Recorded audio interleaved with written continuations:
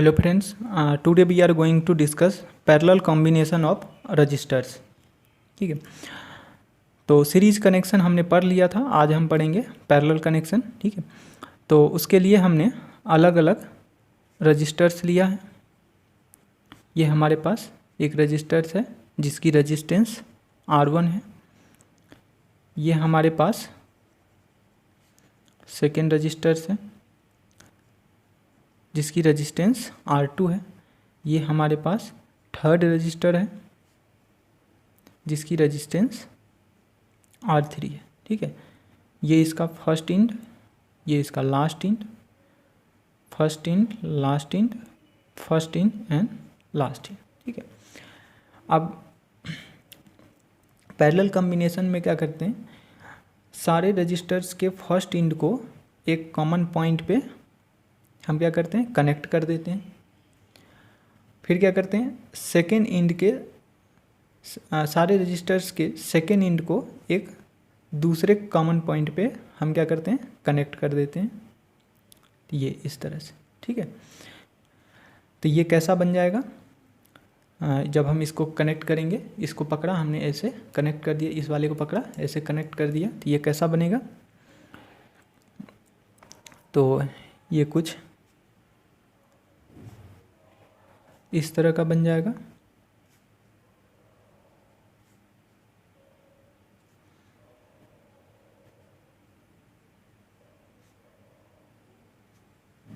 ठीक है, ये कैसा बन गया, कुछ इस तरह का।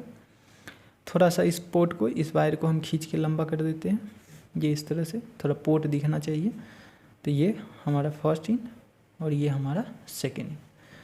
इसकी रेजिस्टेंस क्या है, R1, इस वाले की R2 और इस वाले की कितनी है, R3 है। ठीक है, इसकी रेजिस्टेंस R3। इसके क्रॉस जो पोटेंशियल डिफरेंस है, वो पोटेंशियल डिफरेंस कितना है, V है। ठीक है, ये पोटेंशियल डिफरेंस कितना है, V है। ठीक है, अब इसमें करंट फ्लो हो रहा है। अगर मान लिया कि यहाँ से I करंट जो है इसमें एंटर कर रही है, तो I करंट एंटर होगा तो क्या होगा, यहाँ से तीन रास्ता है तो तीनों रास्ते में करंट जाएगा। मतलब हमने एज्यूम कर लिया कि इसमें कितना जा रहा है, I1, इसमें कितना जा रहा है, I2, और इस वाले में कितना जा रहा है, I3। ठीक है, मतलब I1 इधर से निकला, I2 इससे निकला, I3 इससे निकला और ये फिर I1 के क्या हो गया, बाहर निकल गया। ठीक है, इस तरह से। तो इसमें क्या पता चल रहा है कि जो हमारा पैरेलल कॉम्बिनेशन होता है उसमें हर एक रजिस्टर्स में क्या होगा, करंट जो है वो डिफरेंट डिफरेंट होगा, अलग अलग होगा। ठीक है, और कितना कितना होगा तो वो डिपेंड करेगा कि जो ये रजिस्टर्स है इसकी रेजिस्टेंस की वैल्यू क्या है। ठीक है, जो जितना कम रजिस्ट करेगा उसमें उतना ज़्यादा करंट फ्लो होगा, जो जितना ज़्यादा रजिस्ट करेगा उसमें उतना कम करंट जो है वो फ्लो होगा। मतलब जिसकी रेजिस्टेंस ज़्यादा उसमें करंट कम जाएगा। ठीक है, और जिसकी रेजिस्टेंस सबसे कम उसमें करंट क्या होगा, ज़्यादा फ्लो कर जाएगा। ठीक है, क्योंकि रोकने वाला उसमें कम होगा। अब देखिए, जो हमारे पास ये रजिस्टर्स हैं, इसके अक्रॉस अगर हम पोटेंशियल डिफरेंस देखें तो सबके अक्रॉस पोटेंशियल डिफरेंस क्या है, V। मतलब R1 के अक्रॉस भी पोटेंशियल डिफरेंस V, R2 के अक्रॉस भी पोटेंशियल डिफरेंस V और R3 के अक्रॉस भी पोटेंशियल डिफरेंस क्या है, V है। तो क्या समझ में आया कि पैरेलल कॉम्बिनेशन में करंट जो है वो तो अलग अलग फ्लो करेगा। ठीक है, सब डिफरेंट डिफरेंट करंट फ्लो होगा, लेकिन जो पोटेंशियल डिफरेंस होगा वो जितने भी रेजिस्टेंसेस कनेक्टेड होंगे उन सब के अक्रॉस क्या होगा, सेम होगा।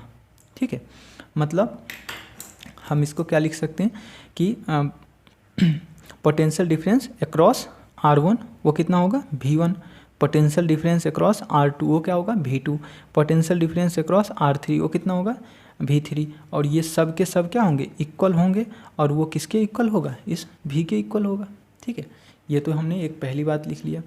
दूसरी बात हम क्या लिख सकते हैं कि जो ये करंट I जो है यहाँ से एंटर किया तो क्या हुआ, कुछ करंट इसमें गया, कुछ इसमें गया, और जो बचा वो इसमें गया। मतलब ये जो करंट है वही ये तीनों में फ्लो किया है। ठीक है, बट गया है तीनों में। तो हम इसको ऐसे लिख सकते हैं कि I इक्वल टू क्या होगा, I1 plus I2 plus I3 मतलब ये क्या है, रेजिस्टेंस R1 में फ्लो हो रहा है करंट, ये क्या है रेजिस्टेंस R2 में फ्लो हो रहा है, और ये क्या है रेजिस्टेंस R3 में फ्लो हो रहा है। मतलब ये जो है incoming current equal to sum of outgoing current, मतलब आने वाली करंट इजकल टू क्या होगा, जाने वाली करंट। ठीक है, तो ये इस तरह से हो गया, इसको हमने बोल दिया ये हमारा क्या है, इक्वेशन 1 है। ठीक है, अब यहाँ से हम बात करें तो अगर हम I1 निकालना चाह रहे हैं तो ओम्स लॉ से हम क्या लिख सकते हैं, V इजकल टू IR, तो I इजकल टू क्या होगा, V अपॉन R। तो हम जो है R1 में करंट निकाल रहे हैं तो क्या लिखेंगे, I1 is equal to V upon R1। इसी तरह से I2 अगर हम देखना चाहें तो पोटेंशियल डिफरेंस क्या है V, और किस में R2 में देख रहे हैं तो क्या होगा R2। I3 देखना चाहें तो क्या लिखेंगे V अपॉन, ठीक है, इन सब को हमने बोल दिया, ये इक्वेशन क्या है, सेकेंड है। ठीक है, अब जो है हम इसका इक्विवेलेंट सर्किट ड्रॉ करते हैं। इक्विवेलेंट सर्किट ड्रॉ करेंगे तो क्या करेंगे, जो ये रजिस्टर्स हैं, जो अलग अलग रजिस्टर्स हैं, इसको हम क्या करेंगे, एक कॉमन रजिस्टर एज्यूम कर लेते हैं और उसको हम क्या बोलते हैं, आर इक्विवेलेंट। ठीक है, क्या बोलेंगे उसको हम, आर इक्विवेलेंट। ठीक है, तो ये जो है ये इस तरह से, ये 1 है, ये 2 है, और इसको हम क्या बोलेंगे, आर इक्विवेलेंट, और इसके अक्रॉस जो पोटेंशियल डिफरेंस है वो कितना है, V है। हमने देखा था कि आर इक्विवेलेंट में जो करंट और पोटेंशियल डिफरेंस होता है वो क्या होता है, सेम होता है, वो अनचेंज होता है। ठीक है, तो इस तरह से हमने, मतलब ये तीनों को हमने ऐसा मानेंगे कि एक डब्बे में हमने बंद कर दिया, उस डब्बे की वैल्यू हमें देखना है।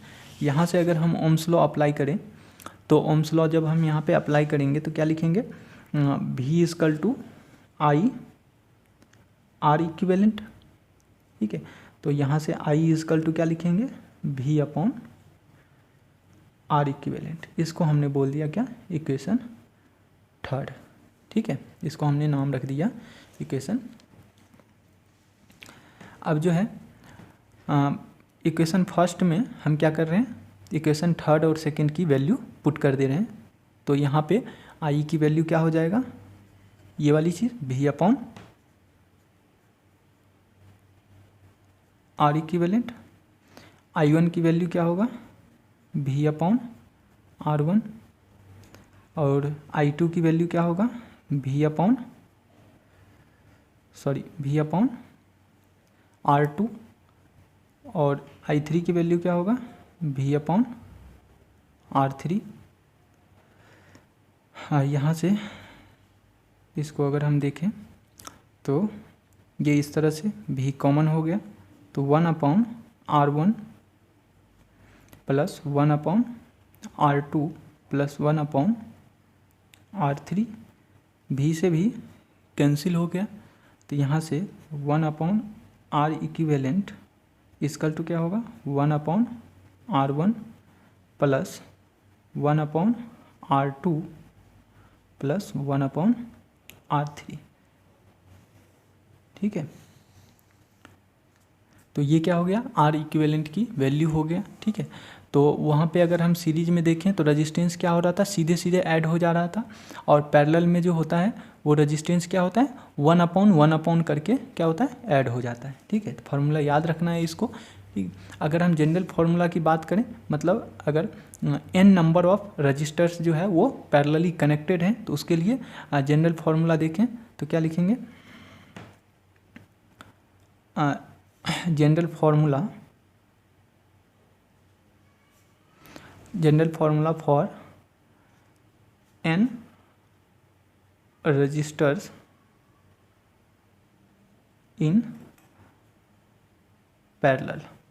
अगर n रजिस्टर्स जो हैं वो पैरेलली कनेक्टेड होंगे तो उसका जनरल फार्मूला क्या होगा, आसान है, 1 upon R equivalent equal to क्या लिखेंगे, 1 upon R1 plus 1 upon R2 1 upon R3, और ये कहाँ तक जाएगा, 1 अपॉन Rn तक जाएगा। ठीक है, तो ये इसका क्या हो गया, जनरल फार्मूला हो गया। ठीक है, तो इसको याद रखेंगे। चलिए हम इसका जो है पॉइंट्स देख लेते हैं। ठीक है, जैसे हमने सीरीज में लिखा था उसी तरह से हम पैरेलल में लिखेंगे। सीरीज में क्या था, करंट सेम था, और यहाँ पे क्या है, हर एक रजिस्टर्स के अक्रॉस जो पोटेंशियल डिफरेंस है वो क्या है, सेम है। तो पहली बात वहाँ पे करंट के लिए लिखा था, तो यहाँ पे पहली बात हम किसके लिए लिख देते हैं, पोटेंशियल डिफरेंस के लिए लिख देते हैं, ठीक है। तो सबसे पहला पॉइंट क्या होगा, the voltage across each resistor, the voltage across each registers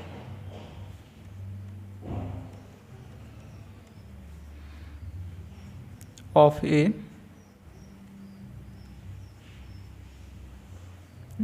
parallel combination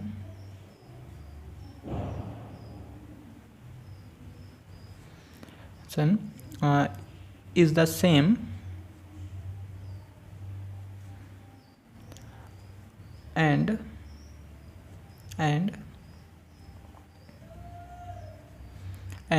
equal to the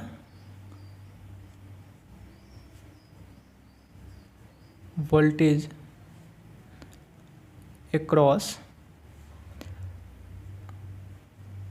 the whole group, ठीक है। तो क्या लिख सकते हैं, इस चीज़ को हम क्या लिख सकते हैं, that is V1 equal to V2 equal to V3, ठीक है, इजकल टू Vn, और वो क्या होगा, V होगा, ठीक है, मतलब कांस्टेंट होगा। इसको हम क्या लिख सकते हैं, कांस्टेंट लिख सकते हैं, ठीक है, ये वाली बात। इसी में सेकेंड चीज़ क्या होगा, ओम्स लॉ से हम क्या लिख सकते हैं, देखिए V क्या है, कांस्टेंट है, मतलब V इजकल टू IR लिखते हैं, तो V क्या है, कांस्टेंट है, तो क्या इसको हम लिख सकते हैं IR equal to constant, V यहाँ पे लिखते हैं, V क्या है, कांस्टेंट है। अब ये जो है ये कांस्टेंट है, तो क्या हम इसको ऐसे लिख सकते हैं कि I जो है वो इन्वर्सली प्रोपोर्शनल किसके है, R के, वो हमने देखा भी था। मतलब जिसमें करंट जिसकी रेजिस्टेंस जितना ज़्यादा उसमें करंट क्या होगा, उतना कम, जिसकी रेजिस्टेंस जितना कम उसमें करंट उतना ज़्यादा, ठीक है, यही चीज़ तो हमने पढ़ा था। Second point,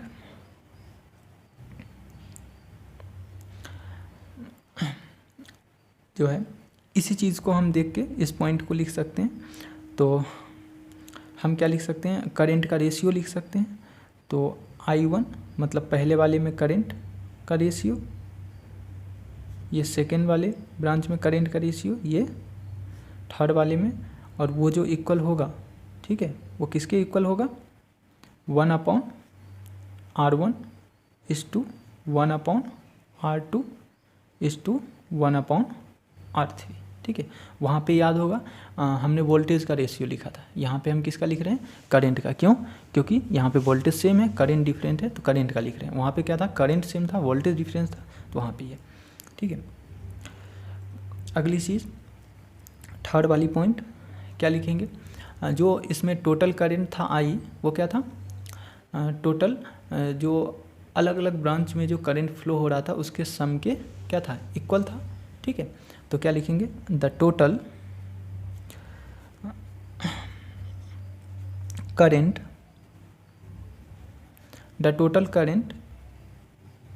is the sum of current flowing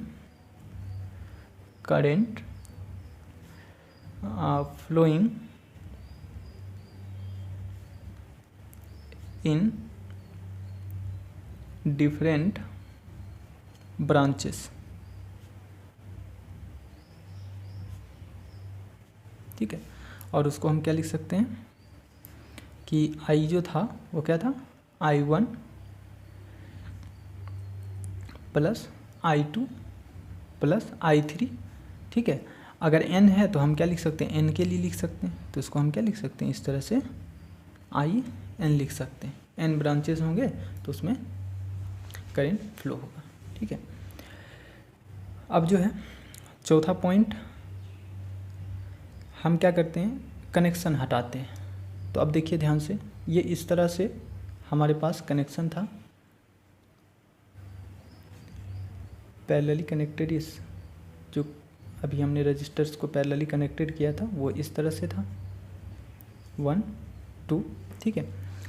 अगर मान लीजिए कि अगर हम एक रजिस्टर्स को यहाँ से ओपन कर दें, एक रजिस्टर्स को यहाँ से खोल दें, तो क्या होगा, जो करंट इधर आ रही थी I1, इसमें I आ रही थी, इसमें I1, इसमें I2 और इसमें क्या जा रही थी I3, तो क्या होगा, इस वाले में करंट नहीं जाएगा लेकिन इन दोनों में क्या जाएगा, करंट जाएगा, ठीक है। तो ये जो सर्किट है वो सर्किट ओपन नहीं होगा।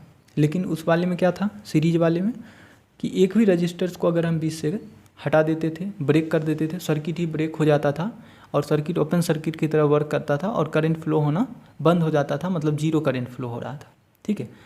तो सीरीज में ऐसा होता था, लेकिन पैरेलल में ऐसा नहीं होगा। इसके जिसकी वजह से जो हम घर में वायरिंग करते हैं, उस घर में जो वायरिंग हो रखा होता है हमारे घर में, वो कैसे हो रहा होता है, पैरेलली हो रहा होता है, ठीक है। कि मान लीजिए कि एक बल्ब जो है वो शॉर्ट कर गया, एक बल्ब ख़राब हो गया, तो हमारा क्या हो, फैन चलता रहे, टीवी चलती रहे, ठीक है, माइक्रोवेव ओवन सब जो है वो वर्क करता रहे, रेफ्रिजरेटर चलता रहे, ठीक है। अगर घर में अगर हमने सीरीज कर दिया तो क्या होगा, एक गया तो सबका सब गया, ठीक है, अंधकार, ठीक है। तो इसलिए घर में जो है हमारा कनेक्शन जो होता है वो कैसा होता है, पैरेलली कनेक्शन होता है, ठीक है।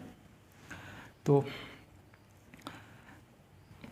इसका क्या होगा, if one resistor becomes open all will work as usual, ठीक है, मतलब वो उसी तरह से वर्क करता रहेगा। तो वन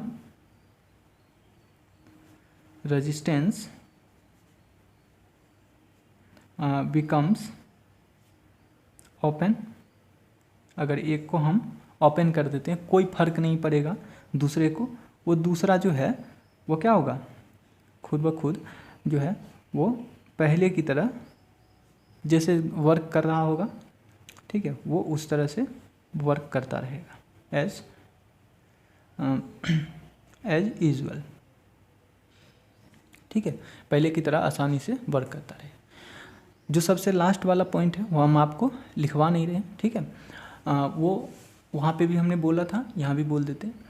इसका जो हम इक्विवेलेंट निकालेंगे तो इक्विवेलेंट की वैल्यू क्या होगा, थोड़ा सा अंदाज़ा अगर हम लगाएं, ठीक है, तो क्या होगा, वहाँ पे अगर हम सीरीज में बात कर रहे थे तो सीरीज में सब क्या हो रहा था, सीधे सीधे ऐड हो जा रहा था, ठीक है। तो जो सबसे बड़ा रजिस्टर्स होगा उससे भी बड़ा वैल्यू आ रहा था, लेकिन यहाँ पे क्या होगा कि इसमें जो सबसे छोटा रजिस्टर होगा उससे भी छोटा वैल्यू आएगा, ठीक है। तो याद रखेंगे कि पैरेलल कनेक्शन में क्या होता है, रजिस्टेंस जो है वो सर्किट का कम हो जाता है, ठीक है, इसलिए हम क्या करते हैं, पैरेलली कनेक्ट करते हैं।